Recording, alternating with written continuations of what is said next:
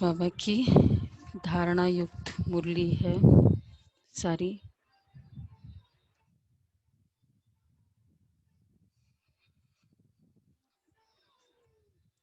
उसमें बाबा ने विशेष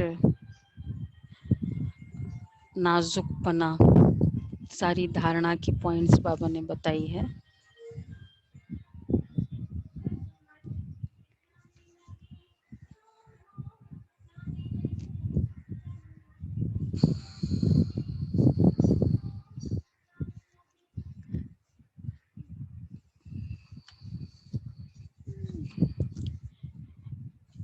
जिसमें बाबा ने अलग अलग छोटे छोटे विकार की बात कही है। नाजुकपना ये भी बहुत बड़ा विकार है। तो बाबा ने आज बाबा के शब्दों में सुनते हैं 15-10 मीठे बच्चे, नाजुकपना भी देहाभिमान है। रूसना, रोना, ये सब आसुरी संस्कार तुम बच्चों में नहीं होने चाहिए। दुख सुख मान अपमान सब सहन करना है। दुख सुख मान अपमान। अच्छा, प्रश्न है, सर्विस में ढीलापन आने का मुख्य कारण क्या है? किस कारण से सर्विस में ढीलापन आता है? क्या कारण हो सकता है?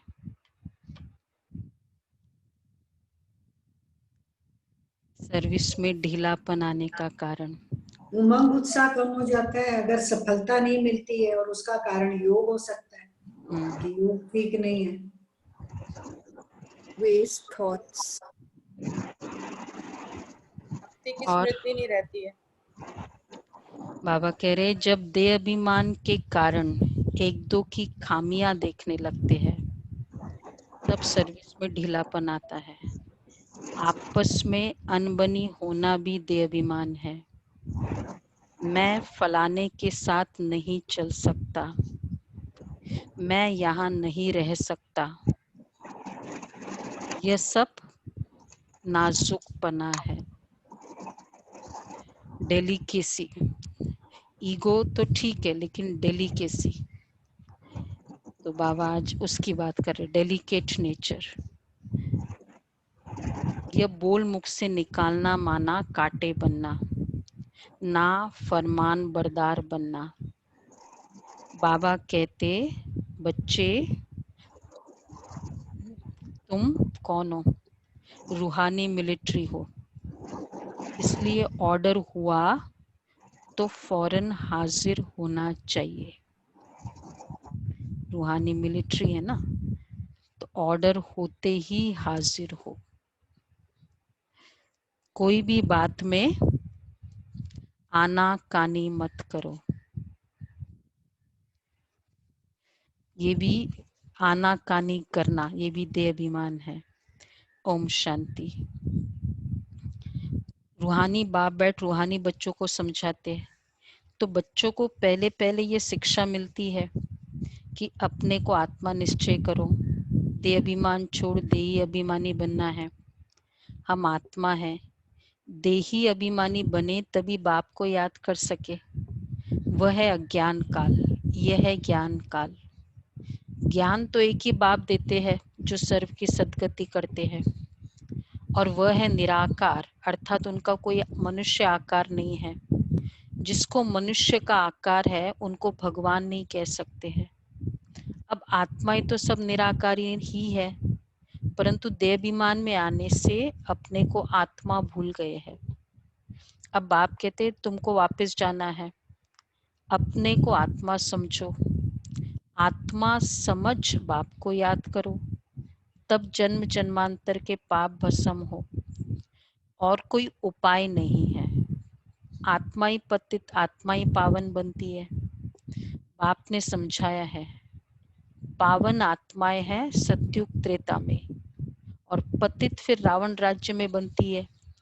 सीढ़ी में भी समझाया है, जो पावन थे वह पतित बने हैं। 5000 वर्ष पहले तुम सब आत्माएं शांति धाम में पावन थी, उसको ही कहा जाता है निर्वाण धाम। फिर कलयुग में पतित बनते तब चिल्लाते हैं कि हे पतित पावन आओ। तो बाबा समझाते हैं, मैं तुमको जो ज्ञान दे रहा हूं पतित से पावन होने का, वह सिर्फ मैं ही देता हूं, जो फिर प्राय लोप हो जाता है, बाप को ही आकर सुनाना पड़ता है। यहाँ मनुष्य ने अथाह शास्त्र बनाए हैं। सतयुग में कोई शास्त्र होता ही नहीं, जैसे कितनी सारी बुक्स कम हो जाएगी, रिलीजियस बुक्स नहीं, और फिर बाकी जो है वो हार्डली बुक्स होंगी वहाँ तो, बहुत मुश्किल से। हिस्ट्री भी नहीं, ज्योग्राफी थोड़ा बहुत है, पिकनिक में जाना होता है ना उसके लिए, और फिर बाकी आर्ट एंड कल्चर वो सब होगा। हाँ वो तो फिर क्या करे अभी। हाँ स्ट्रेस बहुत बड़ा वर्क है ना। हाँ हाँ, तो इसलिए तो अभी बहुत पढ़ना है ना, फिर बाद में 43 बुक्स पढ़ लो अभी। अच्छा 44 है। अच्छा बस फिर उसके बाद नहीं पढ़ना है। तो अब बाप कहते तुम मेरे द्वारा ही पतित से पावन बन सकते हो। पावन दुनिया जरूर बननी है। मैं तो बच्चों को ही आकर राजयोग सिखाता हूँ, दैवी गुण भी धारण करने हैं। रूसना रोना ये सब आसुरी स्वभाव है। बाप कहते हैं एक्चुअली रूसना ये है वही ड्रामा की जो सीन मुझे पसंद नहीं आई है, जैसे कल की सीन है मुझे पसंद नहीं आई है, उस सीन को पूरे समय मन में, मतलब वही सीन को मतलब मन में रखना, इन सिंपल वर्ड्स वही ड्रामा फिर से रिपीट करने का दिल करना। कल रूसा, कल किसी ने कुछ कहा, मैं रूस गया, और फिर इसका एज नहीं होता है, रूसने का एज होता है 60 इयर्स 65 इयर्स ओल्ड। कुछ बात हो गई, बात भी नहीं पता हमें हुआ क्या किसी का, कुछ मुझे बात भी नहीं पता, पर अपने अनुमान लगाया, और अनुमान लगा के रूसे।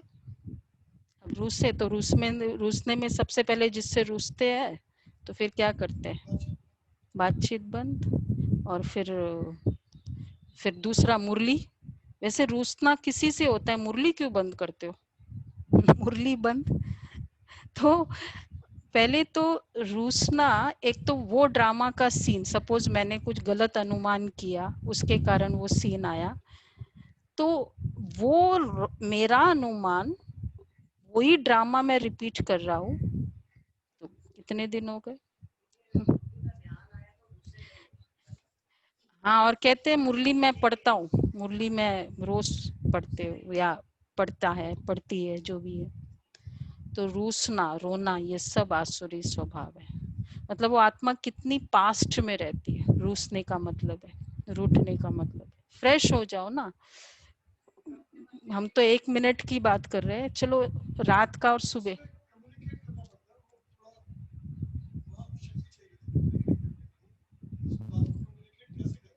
हाँ वो अब कम्युनिकेट वही होता है ना, स्वयं की शक्ति चाहिए। अगर क्योंकि कोई गड्ढे में गिरा है, दूसरा कितना भी खींचना चाहिए, लेकिन खुद अगर हाथ ही नहीं बढ़ाएगा तो दूसरे क्या कैसे खींचेगा। तो मैं हाँ हाँ ये भी हाँ एग्जैक्टली। बाप कहते दुख सुख मान अपमान सब बच्चों को सहन करना है, नाजुकपना नहीं। अनुमान की नेचर नाजुकपना, मैं फलाने स्थान पर नहीं रह सकती हूँ, यह भी नाजुकपना है, इनका स्वभाव ऐसा है। अब देखो नाजुकपने के सारे अच्छे अच्छे हैं ये, और ये इयर्स तक चलता रहता है। मुझे आश्चर्य लगा कि 60 65 70 ईयर ओल्ड, अब तो रूसो नहीं ना, एज नहीं होती है ना। तो दीदी शरीर थोड़ी रूठता है, वो तो आत्मा का संस्कार है ना। हाँ हाँ हाँ, नहीं, मैच्योरिटी आती है, कहते हैं ना एज के एकदम मैच्योरिटी का एज से कोई रिलेशन नहीं है। हाँ हाँ, मतलब ये है, इसलिए इसकी ट्रेनिंग नहीं की ना हमने, बाकी सब में मैच्योरिटी कर ली, बिजनेस कैसे करना है। 70 ईयर ओल्ड, मैंने कहा ये तो आप तो बहुत अनुभवी होने चाहिए।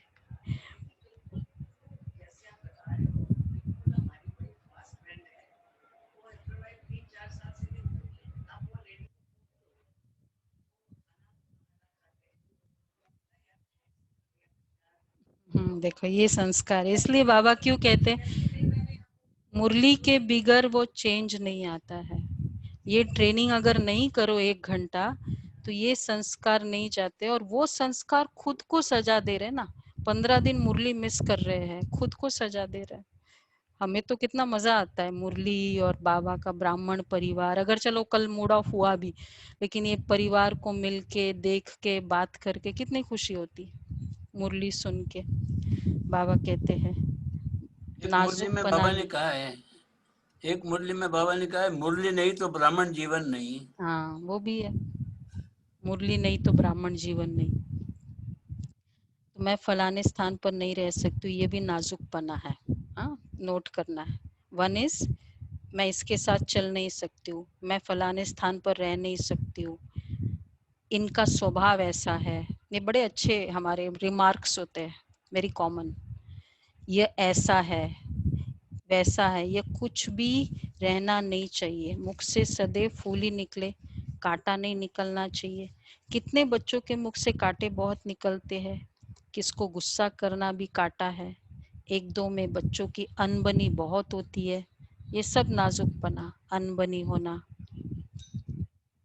देहाभिमान होने के कारण 1-2 की खामियां देखते, खुद में अनेक प्रकार की खामियां रह जाती है, इसलिए फिर सर्विस ढीली पड़ जाती है। बाबा समझते हैं यह भी ड्रामानुसार होता है, सुधरना भी तो है ना। मिलिट्री के लोग जब लड़ाई पे जाते हैं तो उन्हों का काम ही है दुश्मन से लड़ना। फ्लड्स होती है, वह कुछ हंगामा हुआ तो भी बहुत मिलिट्री को बुलाते, वो रूस के बैठ जाए चलेगा उनका रूस के मिलिट्री और ब्राह्मण बच्चे स्पिरिचुअल मिलिट्री रूस के बैठ जाए। बाबा समझाते ये भी ड्रामानुसार होता है। फिर मिलिट्री के लोग मजदूर आदि का काम भी करने लग पड़ते हैं, सब कुछ करते हैं।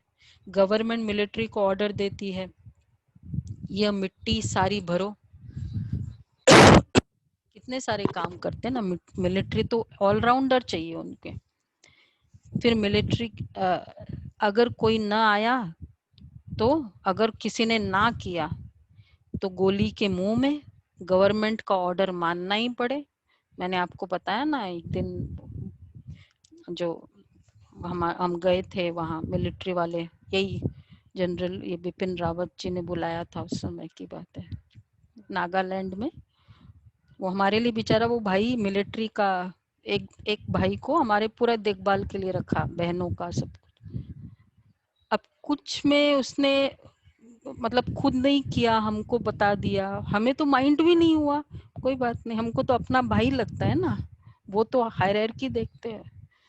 ऐसा उसको फटकारा, मतलब हमको मतलब अच्छा नहीं लग रहा था ऐसे, इस लेवल। और वो ज्ञानी भाई जो हमको लेके गया यहाँ से, बहुत अच्छे से लेके गया, और बीके मुरली सुनता है यो। पर जब अपनी, क्योंकि अपनी स्टेटस बहुत बड़ी है, ब्रिगेडियर हूँ, वो कौन है, ईगो। ऐसा बेचारा वो तो मतलब क्या कांपने लगा, हमको ही नहीं अच्छा लग रहा था, वो तो डायरेक्ट पर्सनल अटैक था। बाबा बहुत राइट कहते, अगर कोई ना आया तो गोली के मुंह में, गवर्नमेंट को ऑर्डर मानना ही पड़े। बाप कहते तुम भी सर्विस के लिए बंधे हुए हो, बाप जहां भी सर्विस पर जाने के लिए बोले, देखा, झट हाजिर होना चाहिए। नहीं माना, अगर बाबा ने सर्विस के लिए कहा और नहीं माना तो मिलिट्री नहीं कहेंगे, वो फिर दिल पर नहीं चढ़ते। तुम बाप के मददगार हो, सबको पैगाम देते हो। अब समझो कहाँ बड़ा म्यूजियम खोलते, कहते 10 माइल दूर है, भाई 10 माइल दूर है तो सर्विस पर तो जाना पड़े ना। बाबा कहते बेशक दूर है, खर्चे का ख्याल थोड़ी करना है। बड़े से बड़ी गवर्नमेंट बेहद का बाप का ऑर्डर मिलता है, जिसका राइट हैंड फिर धर्मराज है। उनकी श्रीमत पर न चलने से फिर गिर पड़ते हैं। श्रीमत कहती है, अब ये कितनी सारी श्रीमत हो गई ना, अब ये धारणा वाली, आनाकानी नहीं करना, चाहे सर्विस के लिए 10 माइल दूर है तो भी रेडी रहना। और बाबा कहते हैं फिर राइट हैंड धर्मराज है, उनकी श्रीमत पर न चलने से फिर गिर पड़ते हैं। श्रीमत कहती है अपनी आंखों को सिविल बनाओ, ये भी श्रीमत है। काम पर जीत पाने की हिम्मत रखनी चाहिए, बाबा का हुक्म है। अगर हम नहीं मानेंगे तो एकदम चकनाचूर हो जाएंगे, 21 जन्मों की राजाई में रोला पड़ जाएगा। बाप कहते हैं मुझे बच्चों के बिगड़ तो कोई जान न सके, कल्प पहले वाले ही आहिस्ते आहिस्ते निकलते रहेंगे। यह बिल्कुल नई नई बातें, यह है गीता का युग, परंतु शास्त्रों में संगम युग का वर्णन नहीं है। गीता को ही द्वापर युग में ले गए हैं, लेकिन जब राजयोग सिखाया तो जरूर हंगामा होगा ना, परंतु किसकी बुद्धि में ये बातें नहीं है। अभी तुम्हें ज्ञान का नशा चढ़ा हुआ है, मनुष्य को है भक्ति मार्ग का नशा। कहते भगवान भी आ जाए, देखो भक्ति मार्ग का नशा किसे कहते हैं? क्या नशा होता है? अगर भगवान भी आ जाए तो भी हम भक्ति नहीं छोड़ेंगे। वैसे उनकी ट्रेनिंग होती है, वो उनकी ट्रेनिंग मतलब शास्त्रों में कहते हैं भाई, वो क्या बोलते हैं, मतलब उसको भगवान आ गया, दर्शन देने लगा, कोई भगत जैसे था, बोला उसको तुम रुको, पहले मैं ये पूरा करूंगा, वो शास्त्र जो पढ़ना था याद, और फिर मैं अपने गुरुजी को बुलाता हूँ। मतलब वो प्यार है, भावना है, लेकिन वो नहीं छोड़ेंगे हम, चाहे भगवान भी सामने आ जाए। मतलब बाबा कहते ठीक है भावना है, लेकिन इससे फिर मैसेज जो समाज को कन्वे राइट नहीं होता है ना। ये उत्थान और पतन की सीढ़ी बहुत अच्छी है, तो भी मनुष्य की आंखें नहीं खुलती है, माया के नशे में एकदम चकनाचूर है। ज्ञान का नशा बहुत देरी से चढ़ता है, पहले तो दैवी गुण भी चाहिए। बाप का कोई भी ऑर्डर हुआ, बाप का कोई भी ऑर्डर हुआ, आज का देखो फरिश्ता का पॉइंट भी ऐसा है, पुरुषार्थ क्या करना चाहिए, बोलो हाँ बोलो। झट रेडी वो हो बाबा जाना। ने बोला, बाबा के शब्द, बाप ने जो भी ऑर्डर किया उसमें हाजिर होना है तुरंत। आनाकानी नहीं करना है। हाँ, आनाकानी किसने बोला? वेरी गुड, आनाकानी नहीं करनी चाहिए, नो आनाकानी। ऑर्डर है, मिलिट्री ऑर्डर है। तो बाबा कहते हैं यह मैं नहीं कर सकता हूँ, इसको यह मैं नहीं कर सकता हूँ, ये सब नोट करने के पॉइंट है आज के। आनाकानी के कैटेगरी में क्या आता है कि एक तो ऑर्डर हो 10 माइल दूर है, वो बाबा ने कहा ना पहले, और दूसरा है कि यह मैं नहीं कर सकता हूँ, इसको कहा जाता है ना फरमान बरदार। आपने हाजी की, बाबा की शक्ति वहां आ जाएगी, कराने वाला वो है। श्रीमत मिलती है ऐसे ऐसे करना है, तो समझना चाहिए कि शिव बाबा की ही श्रेष्ठ मत है, वह है ही सदगति दाता। दाता कभी उल्टी मत नहीं देंगे। बाप कहते मैं इनके बहुत जन्मों के अंत में प्रवेश करता हूँ, इनसे भी देखो लक्ष्मी ऊंच चली जाती है। गायन भी है ना, फीमेल को आगे रखा जाता है। कल बाबा ने कहा ना राधे कृष्ण कर्मातीत, तो लक्ष्मी आगे गई, लक्ष्मी नारायण बोला, पहले लक्ष्मी फिर नारायण, यथा राजा रानी तथा प्रजा हो जाती है। तुमको भी ऐसा श्रेष्ठ बनना है इस ब्रह्मा बाबा से। इन अदर वर्ड्स, पहले लक्ष्मी फिर नारायण, सतयुग में इस तरह चलेगा ना। कल था ना क्लियर कि कर्मातीत तो दोनों बनने हैं, राधे कृष्ण दोनों की ही कंप्लीट कर्मातीत स्टेज है, और उसमें भी फिर सतयुग में नाम उस तरह से लक्ष्मी का फर्स्ट है। इस कंटेक्स्ट में। तो तुमको भी ऐसा श्रेष्ठ बनना है। इस समय तो सारी दुनिया में रावण राज्य है, सभी कहते राम राज्य चाहिए। अब है संगम पर। जब इन लक्ष्मी नारायण का राज्य था तो रावण राज्य नहीं था। फिर चेंज कैसे होती है ये कोई नहीं जानते, सभी घोर अंधियारे में है। समझते कलयुग तो अभी छोटा बच्चा है, रेगड़ी पहन रहा है, तो मनुष्य और ही नींद में सोए हुए है। ये रूहानी नॉलेज बहुत अच्छी नींद है एक्चुअली, देखा जाए कि 6 बज गए, 7 बज गए, ऑफिस का टाइम है, और कहते नहीं नहीं अभी तो 3 नहीं 2 ही बजे। बहुत बड़ा इल्यूजन है। ये रूहानी नॉलेज रूहानी बाप ही रूहों को देते हैं, राजयोग भी सिखलाते हैं। कृष्ण का रूहानी बाप नहीं कहेंगे, वह ऐसे नहीं कहेंगे कि हे रूहानी बच्चों, ये भी लिखना चाहिए। रूहानी नॉलेजफुल बाप स्पिरिचुअल नॉलेज रूहानी बच्चों को देते हैं। बाप समझाते हैं दुनिया में सभी मनुष्य है देह अभिमानी, मैं आत्मा हूं ये कोई नहीं जानते। बाप कहते किसकी भी आत्मा लीन नहीं होती। अभी तुम बच्चों को समझाया जाता है, तो इसके पीछे का राज है लीन नहीं होती, लेकिन क्या राज था संगम युग का? लवलीन, लवलीन होती है। हम आत्माएं योग में आजकल बड़ी अच्छी ये तो फीलिंग सबको हो रही होगी ना, लवलीन अवस्था। तो फिर उन्होंने कह दिया लीन। अभी तुम बच्चों को समझाया जाता है दशहरा दीपावली क्या है। मनुष्य तो जो भी पूजा आदि करते हैं सब ब्लाइंड फेथ की, जिसको गुड्डी पूजा कहा जाता है, पत्थर पूजा कहा जाता है। अभी तुम पारस बुद्धि बनते हो तो पत्थर की पूजा नहीं कर सकते हो, चित्रों के आगे जाकर माथा टेकते, कुछ भी समझते नहीं, कहते भी ये ज्ञान भक्ति और वैराग्य। ज्ञान आधा कल्प चला, फिर भक्ति शुरू हुई। अब तुमको ज्ञान मिलता है तो भक्ति से वैराग्य आ जाता है। ये दुनिया ही बदलती है।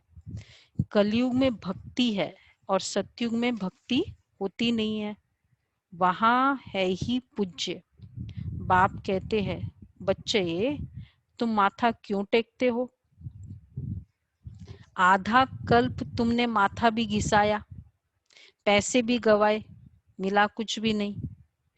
माया ने एकदम माथा मोड़ लिया, कंगाल बना दिया। फिर बाप आकर क्या करते हैं? माया ने एकदम माथा मोड़ लिया, माथा घिस दिया, टिप्पड़ घिस ली ना, इसलिए बाबा क्या करते?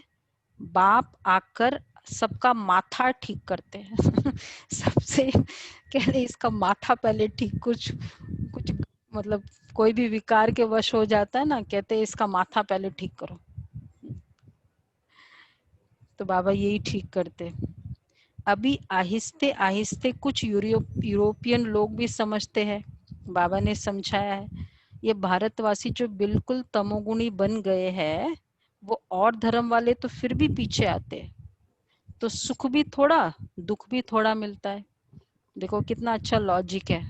भारतवासी ज्यादा इस बात की कंप्लेन करते। देखो भारत में तो हम मतलब जो ज्ञान भी नहीं अच्छे से समझते, भक्ति करने वाले तो करेंगे ही, कि भारत में तो देखो कितनी स्पिरिचुअलिटी, कितने भगवान का है, लेकिन यहाँ जितना इनडिसिप्लिन है या जो भी है, तो वहाँ नहीं है उतना। वहाँ तो बहुत कल्चर्ड है और ऑटोमेटिक सच्चे है। सिंगापुर में जाते हैं तो बोलते हैं ना, वो बच्चा भी खा के डस्टबिन में जाके रखे डालेगा, वहां आसपास पार्क में डस्टबिन होगा ना।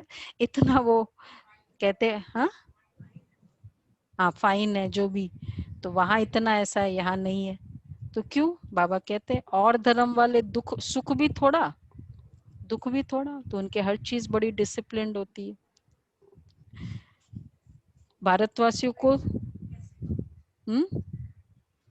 तो वहाँ सच्चे है ना लोग। यहाँ तो जैसे हम कंप्लेन नहीं करते एक दूसरे के प्रति कि क्या है हमारा भारत देश, ये है वो है, और वहाँ कहते सब अच्छे है सब कुछ। हाँ जो भी है तो बाबा कहते हैं, लेकिन फिर भी हम उसको एडमायर नहीं करते, क्योंकि सुख भी थोड़ा तो दुख भी थोड़ा, लॉ है। हाँ, मतलब दूसरे टाइप के तो विकार बड़े अच्छे हैं, वो मास्टर है, ये दो कुछ विकार नहीं है। तो बाबा कहते हैं भारतवासियों को सुख बहुत तो दुख भी बहुत है। हिसाब एक्यूरेट है, आधा आधा है। फिर तुमने जब इतना नहीं मेहनत की तो फिर सुख भी क्यों भोगेंगे? हम लोगों ने मेहनत भी की क्योंकि दुख भी ज्यादा थे तो मेहनत भी उतनी, सब कुछ एक्यूरेट है। शुरू में ही कितने धनवान एकदम विश्व के मालिक होते, और धर्म वाले कोई पहले थोड़ी धनवान होते हैं, पीछे वृद्धि को पाते पाते अभी आकर धनवान हुए हैं। अब फिर सबसे भिखारी भी भारत बना है, अंधश्रद्धालु भी भारत है, यह भी ड्रामा बना हुआ है। बाप कहते मैंने जिसको हेवन बनाया वह हेल बन गया, मनुष्य बंदर बुद्धि बन गए, उनको मैं आकर मंदिर लायक बनाता हूँ। विकार बड़े कड़े होते हैं। क्रोध कितना है? तुम्हारे में कोई क्रोध नहीं होना चाहिए। बिल्कुल मीठे, शांत, अति मीठे बनो, बिल्कुल मीठे। ये भी जानते हो कोर्ट में कोई निकलते राजाई पद पाने वाले। एक्चुअली ये सब बहुत बड़ा, कोई भी विकार, इमेच्योरिटी तो बहुत छोटा वर्ड है, लेकिन हर विकार व्यक्ति की अपनी डिग्निटी को लो करता है। क्रोध कर ले उस समय उसकी डिग्निटी क्या रहती है? नहीं, काम विकार तो खैर नो डिग्निटी होती है। रूसना, उसकी डिग्निटी, उसके मेरे मन में, मतलब जिस दूसरे के मन में हमारी वैल्यू कम करने का मेथड है ये विकार, क्रोध सब बहुत बड़ा। वैल्यू नहीं होती है ना फिर उस आत्मा की।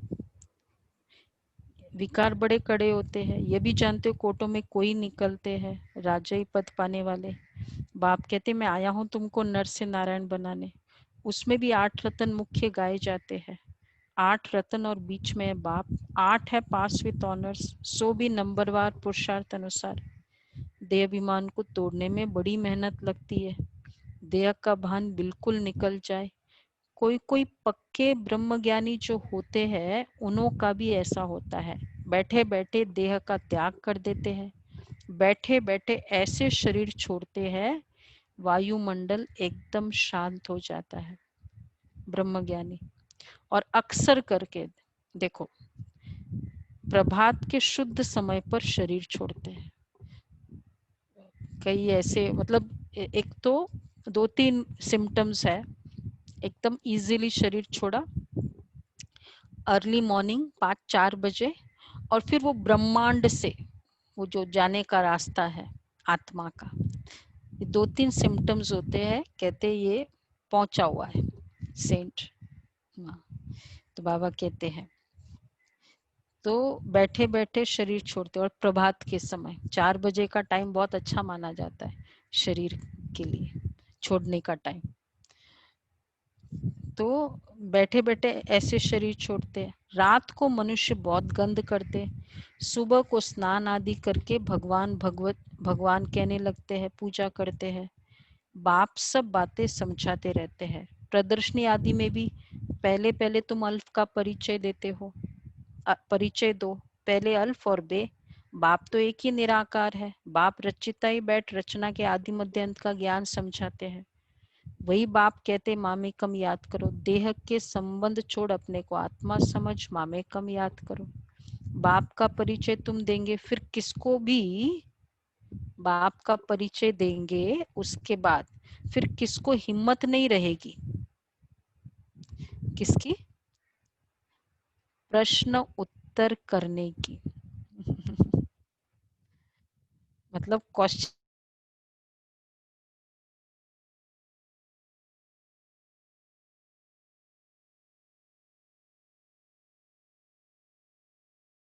और कोई प्रश्न नहीं करता है ना, तो बाबा का परिचय देके फिर बाद में बताओ।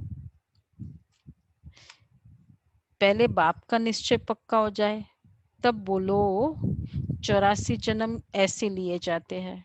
चक्र को समझ लिया, बाप को समझ लिया, चक्र को समझ लिया, फिर कोई प्रश्न नहीं उठेगा। बाप का परिचय देने बिगर बाकी तुम टिक टिक करते हो तो तुम्हारा टाइम बहुत वेस्ट जाता है। सुना दमयंती बहन? बाप का परिचय पहले दो, फिर ज्यादा तिक तिक मत करो भाई कौन बोल रहा है। शुरू से ही फर्स्ट डे ये बोला जाता है कि यहाँ जो सुन रहे हैं परमात्मा डायरेक्ट बता रहा है। और उस दिन बाबा ने बोला ना क्या बोलना चाहिए, क्या वर्ड बोलो। नहीं, वो बाबा तो बोलते ही हैं, पर वो बाद में एक्सप्लेन करते हैं ना कि अभी उसी को ही हम सैटरडे की तो मुरली थी।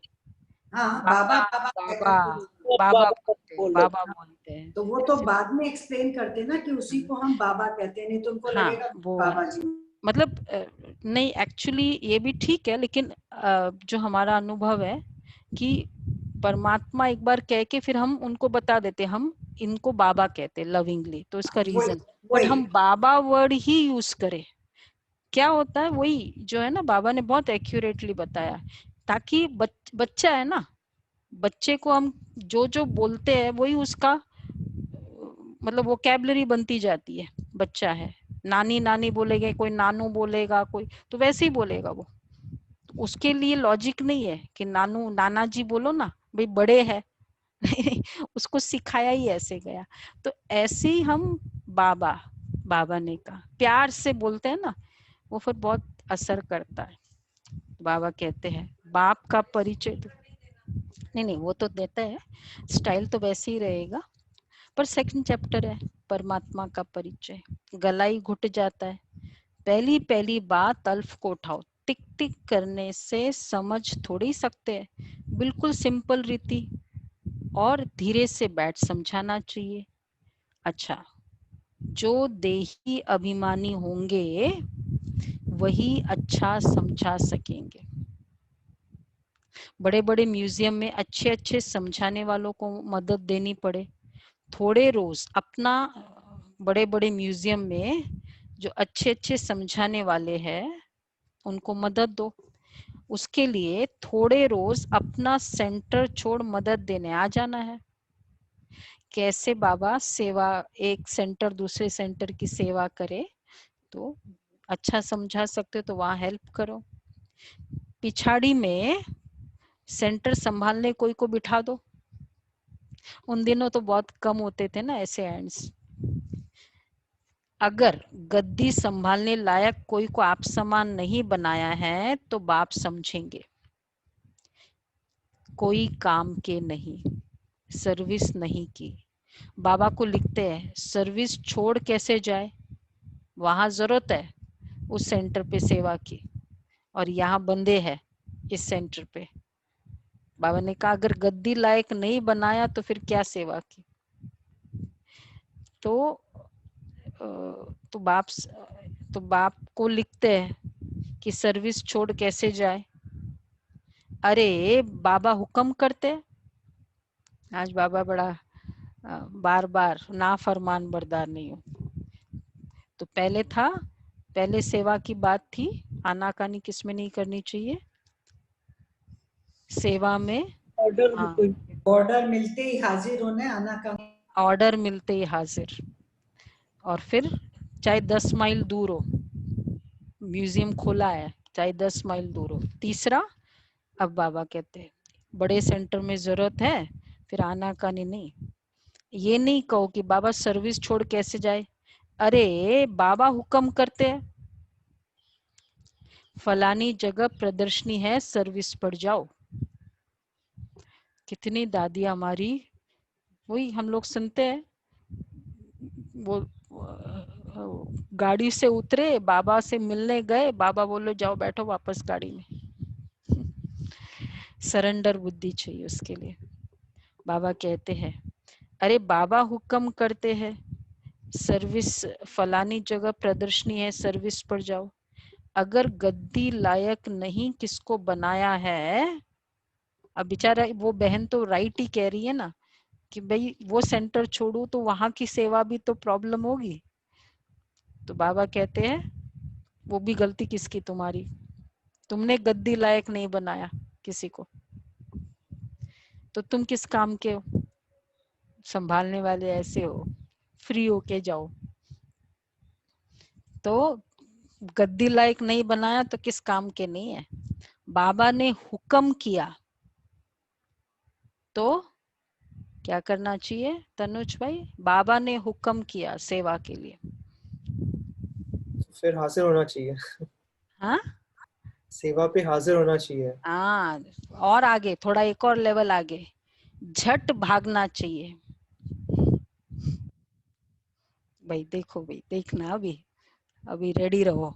चौथा है आज ये, फरमान बरदार का 4th पॉइंट है। नहीं, महारथी ब्राह्मणी उनको कहा जाता है, झट भागे सेवा पे। बाकी तो सब है, ये तो ब्राह्मणी, लेकिन कौन सी महारथी? बाकी तो सब है, घोड़े सवार, प्यादे, सबको सर्विस में मदद देनी है। इतने वर्ष में अब कोई बहन ने उस समय रियली मना कर दिया होगा बाबा को कि बाबा कहते इतने वर्ष में तुमने किसको आप समान नहीं बनाया है, तो क्या करते थे? फिर क्या किया? इतने समय में मैसेंजर नहीं बनाया है जो सेंटर संभाले। भाई सब रेडी है? शशि बहन रेडी? सेंटर संभालो, कुछ और सेवा वो हम करें कुछ और। मनोज भाई रेडी? हाँ। हमारी 8 क्लासेस चलती है टोटल पूरे दिन साइमल्टेनियसली। बाबा हम तो ज्यादा नहीं कराते हैं सेवा, तो आप सभी ही ज्यादा करते हो। तो बाबा कहते हैं बाबा ने हुक्म किया, नहीं तो बाकी तो सब है घोड़े सवार प्यादे। इतने समय में मैसेंजर नहीं बनाया जो सेंटर संभाले, इतना भी नहीं किया। कैसे कैसे मनुष्य आते हैं जिनसे बात करने का भी अकल चाहिए। मुरली भी रोज जरूर पढ़नी है अथवा सुननी है। मुरली नहीं पढ़ी गोया एब्सेंट पड़ गई। वही है ना, मुरली सुना। अब जैसे कोई कहते हम ट्रैवलिंग कर रहे थे, मुरली सुन रहे हैं, ठीक है, वो नियम कर लिया मुरली, लेकिन जब तक मुरली पढ़ी नहीं, जो बड़े बड़े मेडिकल एग्जामिनेशन और ये वाले सुने ठीक है, लेकिन पढ़ना बहुत इम्पोर्टेंट है ना। कितना वो पढ़ते हैं तब कहीं जाकर वो हरी शिमला मिर्च लो। तो बाबा ये कहते हैं कि पढ़ो मुरली। चलो सुन लिया, अभी लॉकडाउन ये जूम है और तो जो भी काम करते करते सुन लिया, लेकिन पढ़ो तो 4-5 बार, फिर तब तो फायदा है ना। मुरली तो 2-3 बार पढ़ो। मुरली नहीं पढ़ी तो गोया एब्सेंट पड़ गई। तुम बच्चों को सारे विश्व पर घेराव डालना है, तुम सारे विश्व की सेवा करते हो ना, पतित दुनिया को पावन बनाना, यह घेराव डालना है ना। सभी को मुक्ति जीवन मुक्ति धाम का रास्ता बताना है, दुख से छुड़ाना है। अच्छा मीठे मीठे सिखे लदे बच्चों प्रति माता पिता बाप दादा का याद प्यार। Good morning. रूहानी बाप रूहानी की बच्चों रूहानी को बच्चों नमस्ते। को हम रूहानी बच्चों के रूहानी बाप दादा को नमस्ते। रूहानी बहुत शुक्रिया। क्या हुआ? हाँ, रूहानी बच्चों की आवाज नहीं आई आज तो किसी की। दीपक भाई की आवाज नहीं आई। हम रूहानी बच्चों रूहानी बाप दादा को नमस्ते। नमस्ते, याद प्यार, गुड मॉर्निंग। थैंक यू दीदी, थैंक यू बाबा। धारणा के लिए सार है आज तो, पूरी मुरली धारणा है, 3-3 बार पढ़ना है आज तो मुरली। बहुत मीठे शांत, अति मीठे, बहुत मीठे शांत और फिर अति मीठे स्वभाव का बनना है। कभी भी क्रोध नहीं करना है।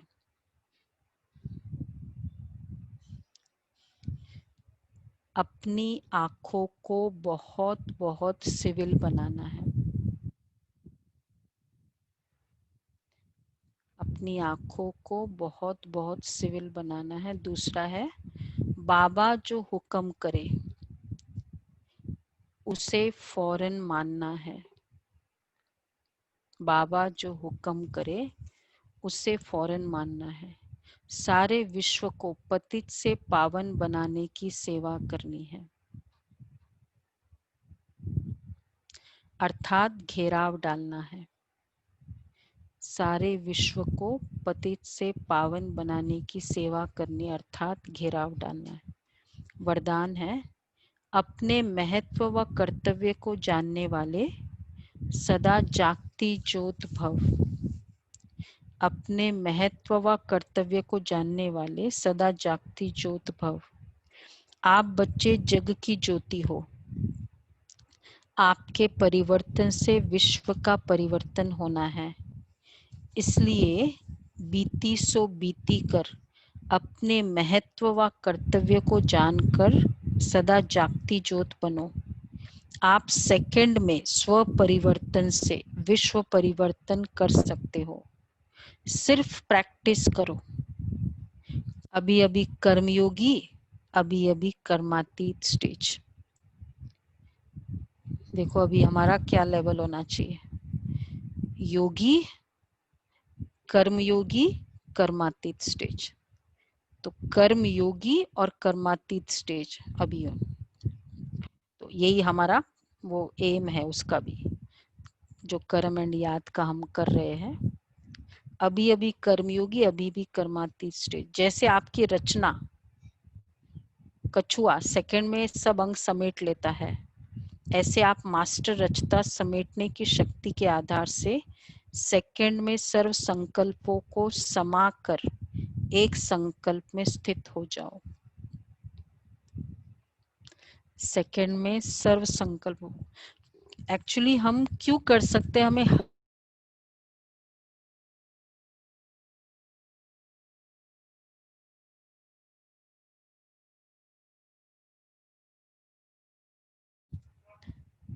हाँ, तो क्या कहेंगे, यही हो गया ना, मैं जागती ज्योत एवर रेडी आत्मा हूँ। उसके लिए ये अच्छा रहेगा। कर्मयोगी, अभी अभी कर्मयोगी, अभी भी कर्मातीत, ये फीलिंग में रहे। और मतलब अभी अभी कर्म में है, थोड़ी बाह्य मुक्ता भी है, लेकिन अभी अंतर्मुक्ता है।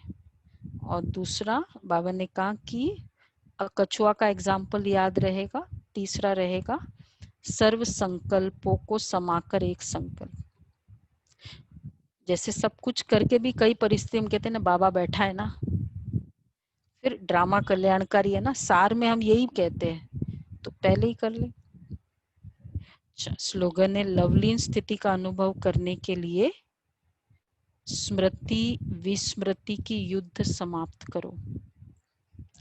लवलीन स्थिति का अनुभव करने के लिए स्मृति विस्मृति की युद्ध समाप्त करो, तब कहेंगे लवलीन स्थिति। स्मृति विस्मृति, तो ये था बाबा के का युद्ध समाप्त करो। स्मृति विस्मृति, बार बार याद आता है फिर भूल जाते, फिर याद आता है फिर भूल जाते, ये है स्मृति विस्मृति, लवलीन। एक्चुअली ये बहुत इम्पोर्टेंट, और यही एक आंसर है सब परिस्थितियों का, लवलीन स्थिति।